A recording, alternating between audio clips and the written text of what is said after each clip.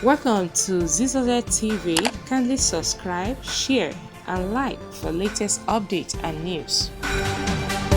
Welcome to Zisodel TV, where you can get your latest news as it breaks. Breaking news, yes, and events happening totally.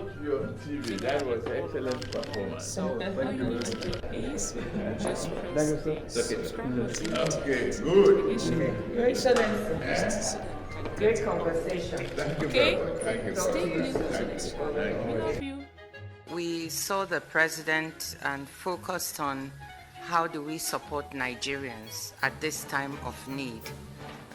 We all know that things are very difficult for Nigerians outside. Everyone is struggling. I'm here myself on a quiet visit, so this was not really an official WTO mission, but we were able to engage with Mr. President to talk about what are the kinds of programs that could be put in place to make sure that the suffering of Nigerians are being alleviated.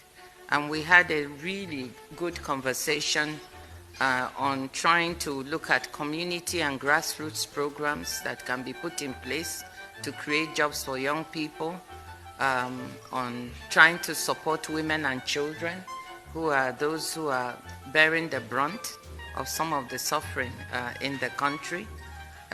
We talked about how for the longer term we need to look at investment opportunities that Nigeria can seize, including in the pharmaceutical industry. We also talked about what type of support the WTO, the World Trade Organization, can bring. We are already working in Nigeria with women in particular who own small and medium enterprises to try to help them upgrade the quality of their products, whether it's in the agricultural area, in textiles, and in other areas, so that they can sell more internationally. We're trying to help them with digital trade.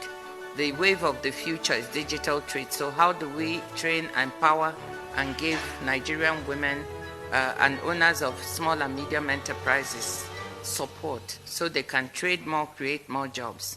That's what's needed now, helping Nigerians to alleviate the difficult conditions that they are in. So that is what we discussed with Mr. President. And as the Director General of the World Trade Organization, we are going to try to do the most we can to support Nigeria.